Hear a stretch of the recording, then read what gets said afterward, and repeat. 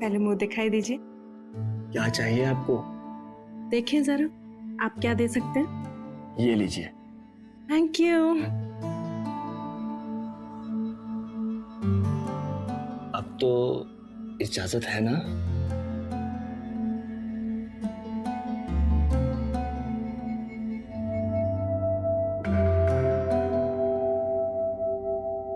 तो राइस डाल दो।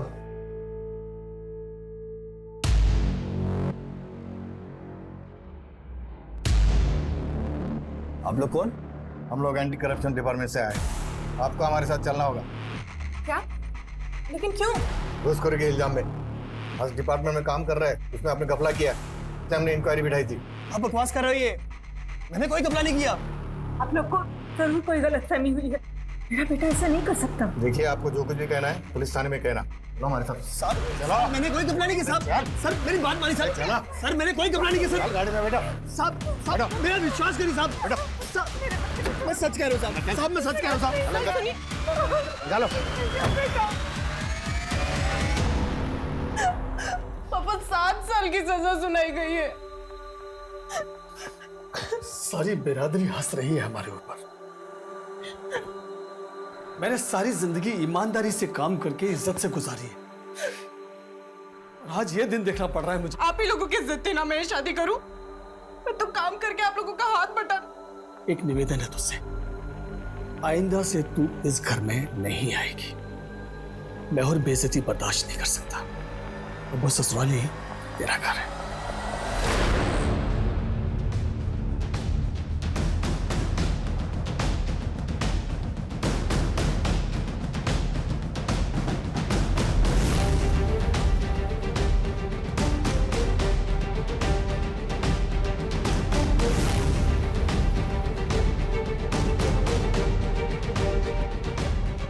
उर्मी हताश थी। उसके सामने अंधेरे के सिवा कुछ नहीं था। उसका जीवन किस दिशा में उसे लेके जा रहा था उसे खुद नहीं पता था। उर्मी की जिंदगी आगे कौन सी दिशा में जाती है ये जानने के लिए हमें सिद्धि के अध्याय की ओर बढ़ना होगा।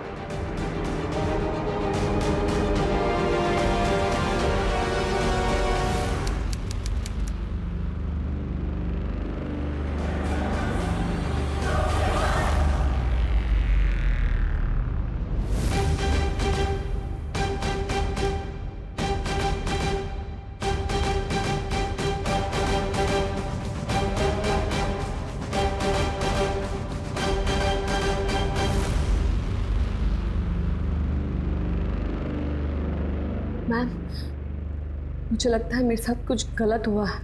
क्या हुआ? वो देखिए मैडम, जब तक आप हमें बताएंगी नहीं कि आपके साथ क्या हुआ है, हम आपकी मदद कैसे करेंगे? मुझे खुद नहीं पता कि मेरे साथ क्या हुआ मैम, लेकिन कुछ ना कुछ तो गलत जरूर हुआ है। और मेरे पति, मुझे लगता है जो कुछ भी मेरे साथ हो रहा है इन सब के पीछे उनका ही हाथ है। मैम, मेरी बेटी का फोन है, अर्जेंट है, मुझे जाना होगा। मैं वापस आके आपको सब कुछ बताऊंगी मैम, लेकिन अभी मुझे जाना होगा। अरे सुनिए,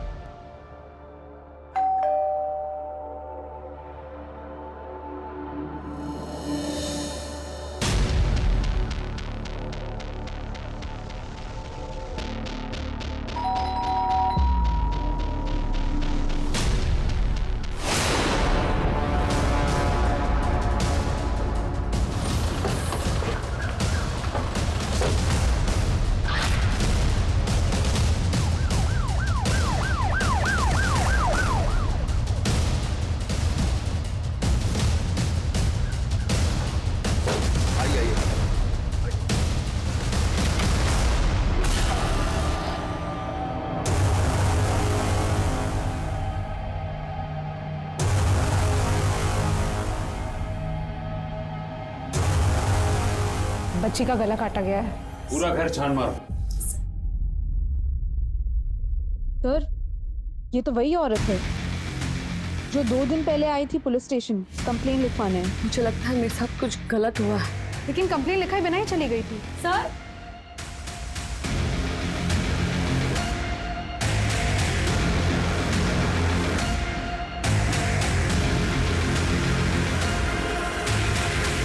सर यहाँ डेड बॉडी है।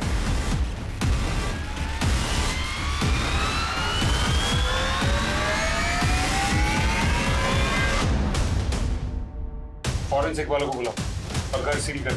Yes sir.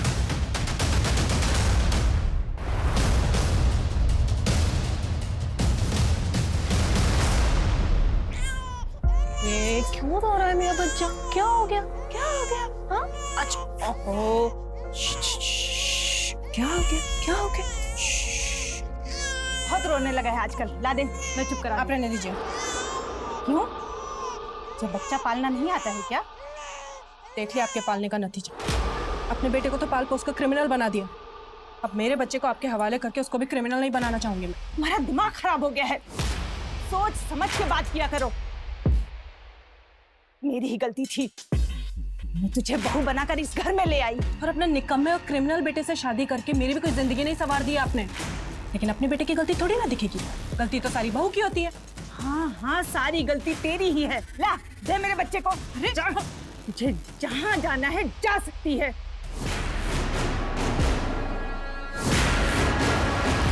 ये तुम्हारे किराएदार कौन थे? ये लोग कहाँ के रहने वाले थे और काम क्या करते थे? सर यही कोई 8-10 महीने पहले आए थे किराए का मकान ढूंढते हुए। मेरा ये जो मकान है वो शहर से थोड़ा बाहर है, इसलिए बड़ी मुश्किल से किराएदार मिलते हैं। आइए, आपको घर जरूर पसंद आएगा। देखना फर्निश्ड भी है। आइए आइए, ये देखिए, ये हॉल है, ये बेडरूम है, ये देखिए।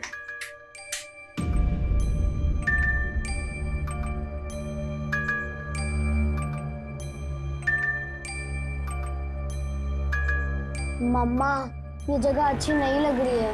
अपने पापा से बोलो ये बात। तुम तो ऐसे बोल रहे हो जैसे सारी गलती मेरी है। अरे अरे भाई साहब, मैं मानता हूँ ये जगह जो है शहर से थोड़ा दूर है। चलिए, मैं आपको रेंट में कंसेशन दे दूंगा, बस। ठीक है। क्या ठीक है? मुझे बात करने दो। हाँ, क्या बोल रहे थे आप? कितना कंसेशन दे रहे हैं आप? 500 रुपए कम कर दूंगा। एक काम कीजिए, आप ना 500 रुपये अपने पास रखिए, नहीं तो मैं आपको देती हूँ। चलो यहाँ से। बहन जी, आप तो नाराज हो गए। चलिए 1000 रुपए, ठीक है? देखा, तुमसे तो कुछ नहीं होता। वैसे आप लोग नोएडा में नए दिख रहे हो, कहाँ से हो आप? अलीगढ़। गाजियाबाद या अलीगढ़? कुछ पता नहीं सर जी। दोनों काम करते थे या फिर आदमी काम करता था? पता नहीं सर। तुमने अपना घर किराए पर दिया और तुम्हें उनके बारे में कुछ नहीं पता। एक्चुअली सर जी, मेरा ये जो मकान है वो बड़ी मुश्किल से उठता था, और जब उठ रहा था तो मैंने ज्यादा पूछताछ नहीं। अगर ठीक से पूछताछ की होती ना तो आज हम यहाँ तुमसे पूछताछ नहीं कर रहे होते। जा सकते हो। वर्षा, उनकी पोस्टमार्टम को प्रायोरिटी पे करवाओ और दोनों फोन की CDR निकलवाओ।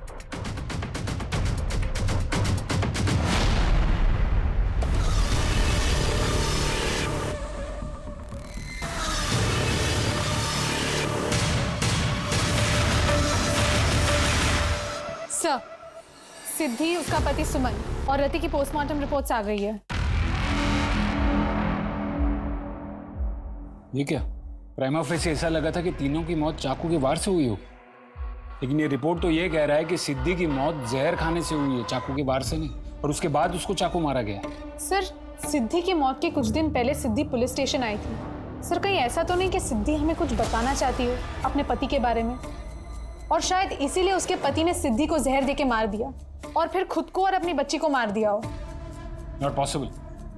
रिपोर्ट में साफ लिखा है, फोर्स और डायरेक्शन के एनालिसिस से ये कहा जा सकता है कि सुमन और उसकी बेटी रति को फोर्सफुली चाकू से मारा गया, यानी कि मर्डर।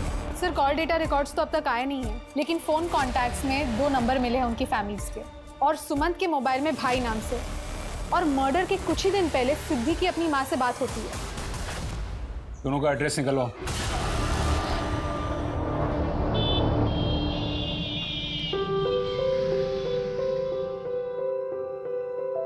लीजिए, दवाई ले लीजिए। अब तो ऊपर जाने का टाइम आ गया है, क्या फायदा ये सब करके?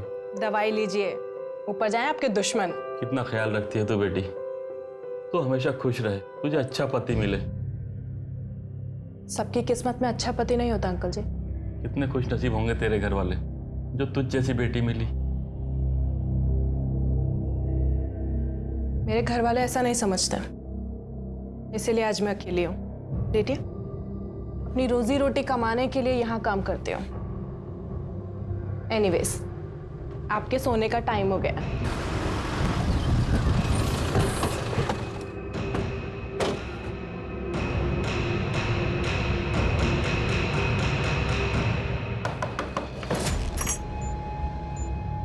जी सिद्धि वर्मा आप ही की बेटी है? हाँ। आई एम सॉरी, आपके लिए एक बुरी खबर। जो खबर आप मुझे आज दे रहे हो ना, उसे तो हमने 13 साल पहले ही स्वीकार किया था। वो एक ऐसे लड़के के साथ भाग गई थी जिसका हमारे साथ कोई मेल ही नहीं था। हमारे मालिक का बेटा सुमन, उसे समझाने की हमने बहुत कोशिश की। माँ, उसमें बुराई क्या है? देखो, मुझे उस लड़के के बारे में कोई बात नहीं करनी। आप उसको ठीक से जानते नहीं हो और हम दोनों एक दूसरे के साथ खुश हैं। हमें किसी की जरूरत नहीं है। बेटा, ये असल जिंदगी है, कोई पर्दे पे चलने वाली फिल्म नहीं जो इस तरह के डायलॉग मार के तुम अपनी गृहस्थी चला लोगी। देख, समझने की कोशिश कर बेटा। वो इतनी जिद्दी थी कि हमने तो उससे अपना रिश्ता ही तोड़ दिया।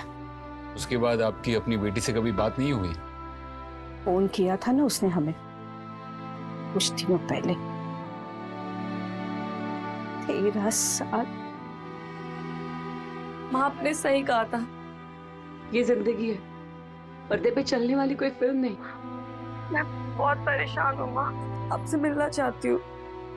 मैं आ जाऊँ आपके पास रति को लेकर। आपकी नातिन है, वो बहुत ही प्यारी है, बहुत अच्छी है। आप मिलना चाहोगे ना उससे? अपने पति के साथ ही रहती हो ना? कहाँ रहती हो? मैं नोएडा में रहती हूँ। मैं मिलके आपको सब कुछ बता दूंगी। मैं आ जाऊँ? बरसों का घाव है ये, तुम्हें पता है ना उस वक्त हमारी कितनी बेइज्जती हुई थी। मुझे सोचने के लिए थोड़ा समय चाहिए। मैं हेलो हेलो मैं सोच ही रही थी कि उसे आने दो, मगर मुझे पता है कि मेरी बेटी की मौत का जिम्मेदार उसका निकम्मा पति ही होगा। उसके पति की फैमिली कहाँ रहती है?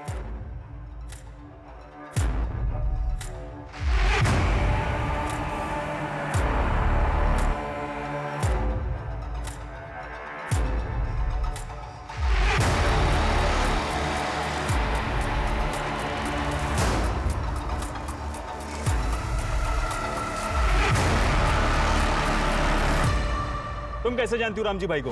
अरे बताया ना, वो जहाँ रहते वहाँ मैं ही उनकी देखभाल करती थी। मैं नहीं मानता। तो ठीक है, जाओ जगन व्यास समृद्धि विद्या आश्रम में और जाकर पूछ कर आओ। अब मुझे यहाँ का सारा हिसाब किताब देखना है। राम जी भाई बता रहे थे यहाँ नुकसान हो रहा है। इतने प्राइम लोकेशन पे दुकान होने के बावजूद नुकसान हो रहा है। मैं कहा ना, मुझे यहाँ का हिसाब किताब देखना है और सारे डिशेस भी टेस्ट करने हैं।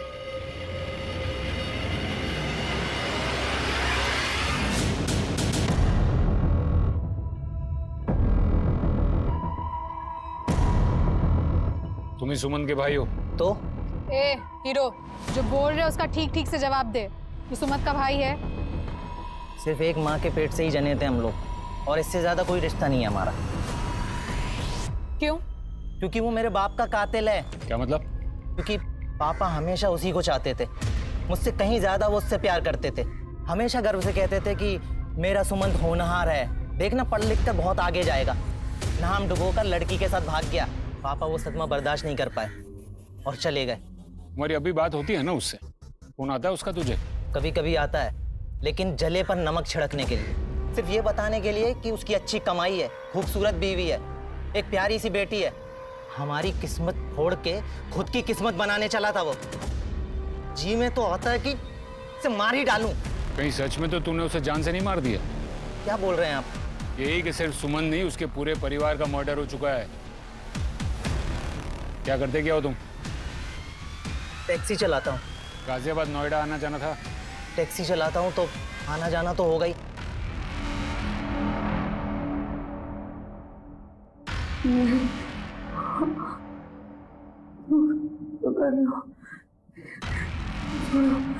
जाने दो। सर, सिद्धि की बॉडी में जो जहर मिला था उसकी रिपोर्ट आ गई है। घर में रखने वाला नॉर्मल पेस्टिसाइड था। वर्षा, अब सवाल ये उठता है कि ये खाया गया था या खिलाया गया? आपको क्या लगता है ये ऑनर किलिंग हो सकती है? मेरा मतलब है इतने सालों की नफरत और गुस्सा, और फिर बेटी ने माँ को कांटेक्ट भी किया था। लेकिन एक और बात, सिद्धि अपने पति के खिलाफ कुछ कहने के लिए थाने आई थी। वो क्या बात थी ये भी जानना जरूरी है। फिलहाल तुम सिद्धि की माँ और सुमन के भाई दोनों की पूरी तहकीकात करो।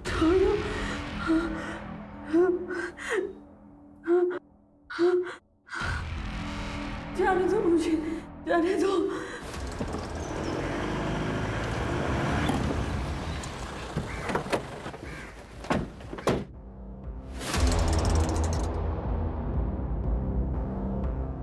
मैडम ये स्टाफ भाई आपसे मिले। जी कहिए। हेल्थ डिपार्टमेंट से आया चेकिंग के लिए। देखिए सर, हम साफ सफाई का पूरा ध्यान रखते हैं। लाइसेंस दिखाइए, ओनर कौन है यहाँ पर?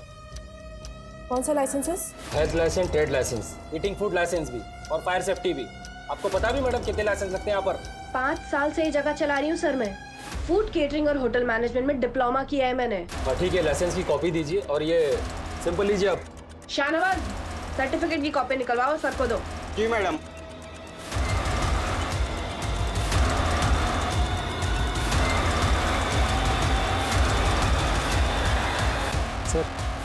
सर ये लाइसेंस के पेपर देखने में ऑर्डर में लग रहे हैं सर, और कुछ ऐसा संदेहजनक नहीं दिख रहा सर। ठीक है तिवारी जी सर। अरे साड़ी को फोल्ड करके रख दे, देख कितनी है ये। और वहां पे बर्तन भी बिखरे पड़े। जल्दी कर। बताइए मैडम क्या चाहिए आपको? हमारे पास साड़ियाँ हैं, कपड़े हैं, बर्तन है। आपको क्या चाहिए बताइए। मैं वो नहीं। बताइए ना मैडम, नए डिजाइन के पर्दे आए हैं, सूटकेसेस भी आई हैं, घर का सारा सामान मिलता है यहाँ पे। नहीं, कुछ नहीं। अरे मैडम, मैडम। सर, एक अजीब बात सामने आई है। क्या? सिद्धि की माँ और सुमन का भाई दोनों की जीपीएस लोकेशंस बता रही है कि दोनों एक ही दिन नोएडा में थे, और उसी दिन सिद्धि और सुमन भी नोएडा में थे। चारों नोएडा में? कब की बात है ये? मर्डर से 7 दिन पहले। इसका मतलब सिद्धि ने अपनी माँ को फोन किया, उससे पहले वो एक बार उससे मिल चुकी थी। कमाल है, उसकी माँ ने हमें ये बताया क्यों नहीं? बुलाओ उन्हें। Yes sir. हाय डॉक्टर, एनी लक? जो सैंपल मैंने दिए थे आपको, सैंपल में ऐसी किसी भी चीज का कोई निशान नहीं मिला जिस पर शक किया जा सके। आपका मतलब है वो सांस लीजिए। पहले से तो आप काफी बेटर लग रहे हैं। सारा क्रेडिट इस लड़की को जाता है। केयर टेकर के रूप में भगवान बनकर आई है ये। गुड जॉब उन्नी। डॉक्टर साहब जी वो कुछ पूछना था आपसे। बोलिए। तुम्हारी हिम्मत कैसे हुई यहाँ आने की? मैं अपने बेटे को वापस लेने आई हूँ। वो घर पर नहीं है, उसके लिए उसकी माँ मर चुकी है। इस बात से समझौता भी कर लिया है उसने। इसलिए बेहतर यही होगा कि तुम यहाँ से चली जाओ और फिर कभी वापस मत आना। आपने मेरे बच्चे को। मुझे दोष मत दो। मैंने गुस्से में तुमसे जाने के लिए कहा तो तुम सच में उसे छोड़कर चली गई? उसे समझाने के लिए कोई ना कोई बहाना तो बनाना ही था ना मुझे। और आपने वही कहानी बनाई ना जो आप चाहती थी कि सच हो जाए, है ना? फिर तुम चाहते क्या हो? छुटकारा चाहती हूँ मैं। अपने बेटे से कह देना कि डिवोर्स पेपर्स पे साइन कर दे। ये लीजिए, ये रहे पेपर्स। सर, ये क्या तरीका है इंस्पेक्टर साहब? एक क्रिमिनल की तरह आप मुझे यहाँ घसीट कर ले आए हैं। आप हमें बताइए कि ये क्या तरीका है? हम आपसे शराफत से सवाल करते हैं और आप जवाब में झूठ बोलती हैं। क्या झूठ कहा मैंने आपसे? आपने हमसे कहा कि आपकी बेटी के साथ फोन पे बात हुई थी, लेकिन आप उससे पहले नोएडा गई थी। क्यों? कमाल का इत्तेफाक है। आप नोएडा आई, उसके 13 सालों के बाद आपकी बेटी ने आपको फोन किया, और उसके कुछ ही दिन बाद आपकी बेटी की और उसके परिवार की लाश मिलती है। मैं आई थी यहाँ पर ये बात मैंने आपको बताना जरूरी नहीं समझा, क्योंकि सिद्धि के फोन करने से कुछ समय पहले मुझे सुमन ने फोन किया था। उस लड़के से तो मैं पहले से ही नफरत करती थी, पर उसने मुझसे रिक्वेस्ट की कि वो कुछ जरूरी बात मुझसे करना चाहता है, इसीलिए उसे मुझे मिलना है।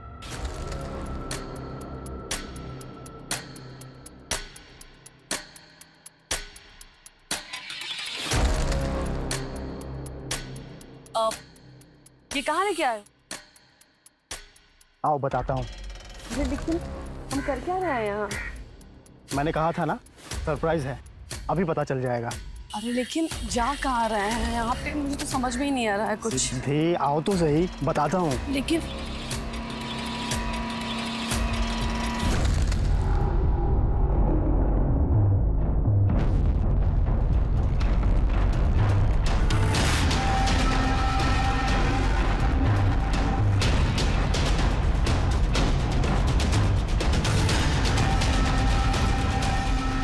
बहुत सालों के बाद मैं अपनी बेटी को देख रही थी। मगर इतनी क्या जरूरी बात थी जिसका हवाला देकर सुमन ने आपको यहाँ बुलाया?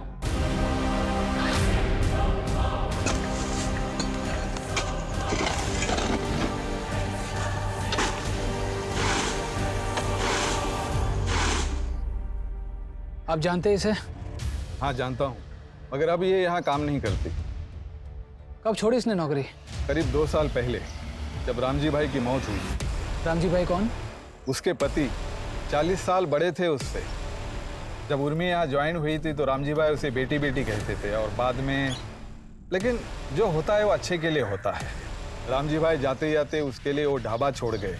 इतने प्राइम लोकेशन पे दुकान होने के बावजूद नुकसान हो रहा है। मैंने कहा ना मुझे यहाँ का हिसाब किताब देखना है। वैसे भी उर्मी अभागी थी बेचारी। पहला पति जेल चला गया और दूसरा दुनिया से। सुना है आजकल वो वही ढाबा चला रही है। पहला पति जेल में? जी। बताइए मैडम, ऐसी कौन सी जरूरी बात थी जिसके लिए सुमत ने आपको यहाँ बुलाया था? मैं क्या कहूँ आपसे, सिवाय इसके कि मैं बहुत शर्मिंदा हूँ। मैं आपकी बेटी को रोजमर्रा की जरूरत की कोई चीज भी नहीं दे पाया, लेकिन मैं क्या करूँ। मैंने बहुत कोशिश की, लेकिन मेरा काम सेटल ही नहीं हो पाया, और ना ही कोई ढंग की नौकरी ढूंढ पाया मैं। इतने सालों में हमारी हालत बद से बदतर होती चली गई। लेकिन बस सब बहुत हुआ। सिद्धि ये जिंदगी डिजर्व नहीं करती। आप प्लीज सिद्धि को अपने साथ ले जाइए। मैं समझ सकता हूँ तुम्हें सुनकर जितना बुरा लग रहा है, उससे कहीं ज्यादा बुरा मुझे लग रहा है। लेकिन सिद्धि, मैं तुमसे बहुत ज्यादा प्यार करता हूँ। मैं बस तुम्हें खुश देखना चाहता हूँ। मैं तुम्हें वो खुशी कभी नहीं दे सकता।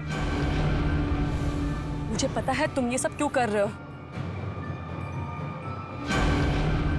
सिद्धि, सिद्धि मेरी बात तो सुनो।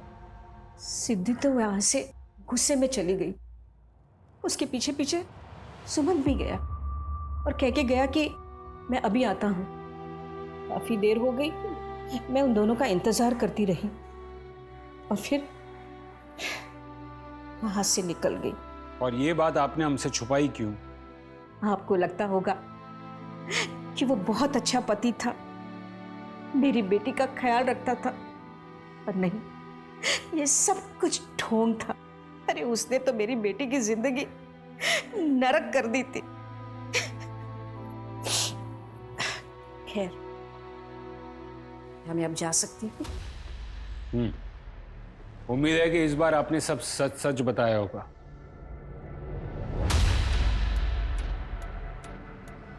इंस्पेक्टर साहब, मेरी बेटी की कातिल को मत छोड़ना।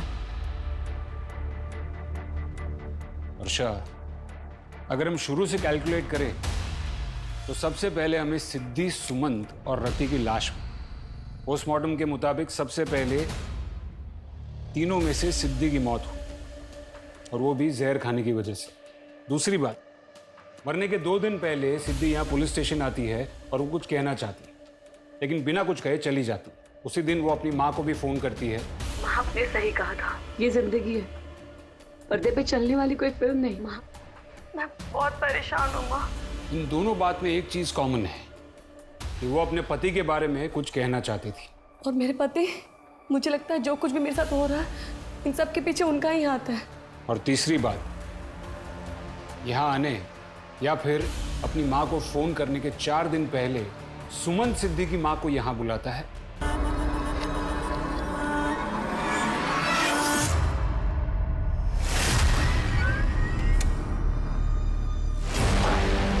आप लोग अंदर कैसे?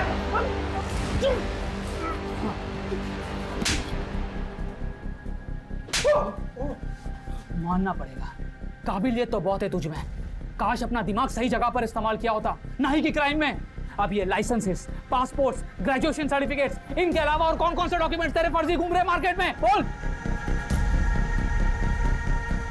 ये तूने बनाया? हाँ सर। और क्या क्या बनाया इनके लिए? बोल बोल। कुछ नहीं सर, और कुछ नहीं।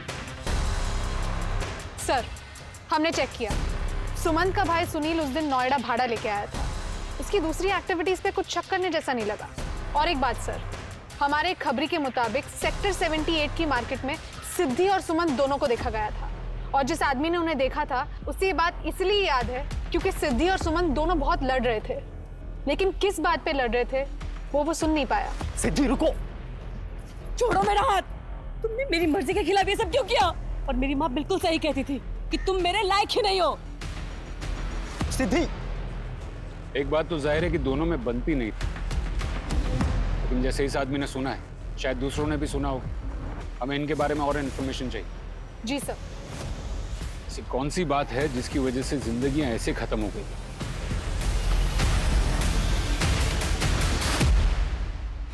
इंटरेस्टिंग। सिद्धि और सुमन के घर के आसपास हत्या के दिन और कोई मोबाइल फोन एक्टिव नहीं था सिवाय उन दोनों के। इसका मतलब ये किसी प्रोफेशनल किलर का काम है, क्योंकि कोई पेशेवर ही इतनी सफाई से बिना कोई सबूत छोड़े इतना बड़ा कांड कर सकता है। अपने सारे खबरियों को एक्टिव करो। जी सर। मर्डर वेपन और डिस्क्रिप्शन से पता करो कि कौन हो सकता है। कभी कभी ज्यादा चालाकी भी खुद में एक क्लू बन जाती है।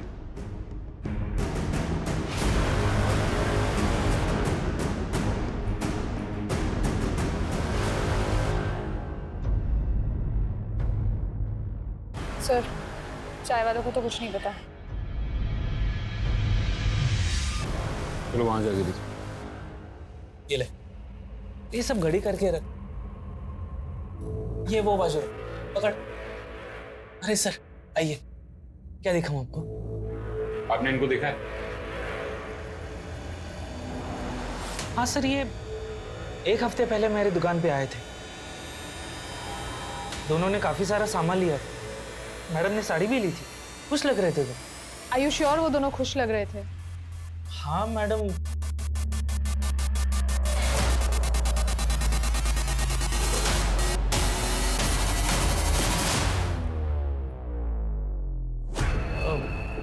मतलब खुश तो लग रहे थे, इतना नोटिस नहीं किया मैडम। क्योंकि जहाँ तक हमें मालूम है, जिंदगी से तो काफी नाखुश थे दोनों। मैडम मैंने जो देखा वो आपको बता दिया। कुछ प्रॉब्लम तो दिखा नहीं मुझे।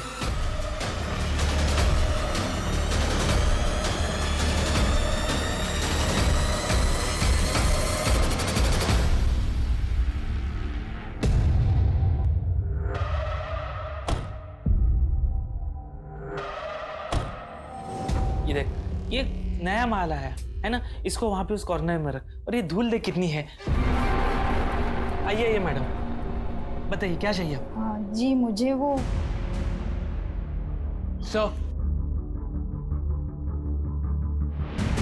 सर ये पूरी रिपोर्ट ढाबे की मालिक उर्मी ढोडिया की है। सर ये औरत हाईली एम्बिशियस और इंटेलिजेंट है। और सर इसके पहले पति से ही मेरी बातचीत हुई है जेल में। साहब, मैंने रिश्वत उर्मी के कहने पे ली थी। मैं उसकी बातों में आ गया था। साहब, उर्मी को पैसों का लालच बहुत है साहब। Good job Pradeep. अब तकरीबन सारे सबूत है हमारे पास। हम जितना समझ रहे थे उससे ये मामला काफी ज्यादा उलझा और संगीन है, लेकिन अब बहुत जल्द सब साफ हो जाएगा। ये देखिए मैडम, एकदम मजबूत टिकाऊ बैग है, बहुत बढ़िया क्वालिटी है। एक्चुअली मुझे कहा गया था, वो अर्जेंट है। अगर आज के आज ही हम लोग। मैं समझ गया मैडम, आप मेरे साथ आइए। तुम्हारी सैलरी भी डबल कर दी है और ये बात तुम अच्छे से जानते हो कि अगर मेरे साथ रहोगे तो एक्स्ट्रा पैसे भी कमाओगे, इसलिए ज्यादा दिमाग मत चलाओ। जितना कहा जा रहा है वो करते रहो।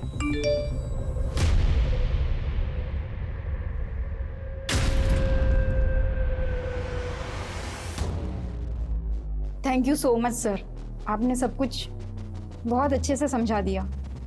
मैं माँ को फ़ोन करके बता देती हूँ। एक्चुअली वो खुद ही आने वाली थी, फिर मैंने ही मना कर दिया। उनसे कहिए कि आप बिल्कुल सेफ हैं।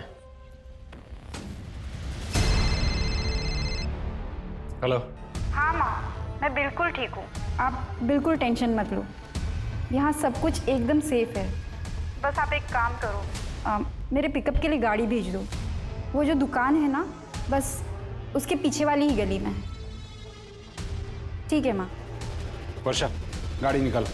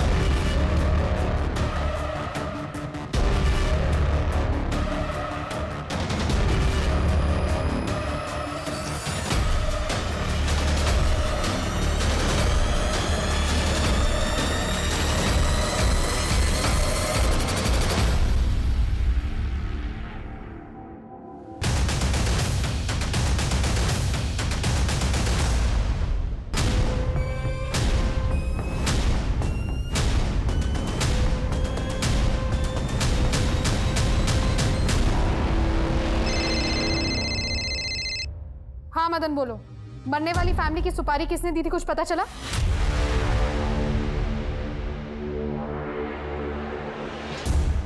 Very good. कहाँ मिलेगा ये आदमी?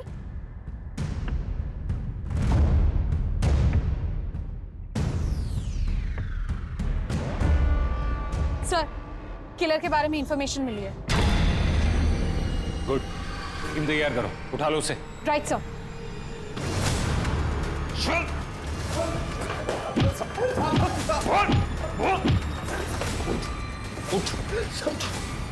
अब मुंह खोलेगा कि प्यार भरी बातें और करूं तेरे साथ। सही फैसला लेना जरूरी है। पता है, आज भी न जाने कितने लोग हैं जो कि मेडिकल स्टोर में जाकर कॉन्डम मांगने से डरते हैं, शर्माते हैं, जैसे कि कुछ गलत काम कर रहे हो। पर इसमें कुछ गलत नहीं है, स्वाभाविक है ये। अब जब जागरूकता ही नहीं, तो सही और गलत के बीच में आप आकलन कैसे करेंगे? और कई बार उस गलती को सुधारते सुधारते इतना वक्त लग जाता है, इतनी देरी हो जाती है कि वो देरी महंगी पड़ जाती है। जबकि सबसे बड़ा सच ये है कि गलत ऐसी इलीगल जगह पे ले जाके अपनी बेटी, बहन या बीवी का अबॉर्शन करवाना है, उसकी जान खतरे में डालना गलत है। हमारे देश में धन, विद्या और शक्ति के लिए माता को पूजा जाता है, यहाँ तक कि भारत को भी माता बुलाया जाता है।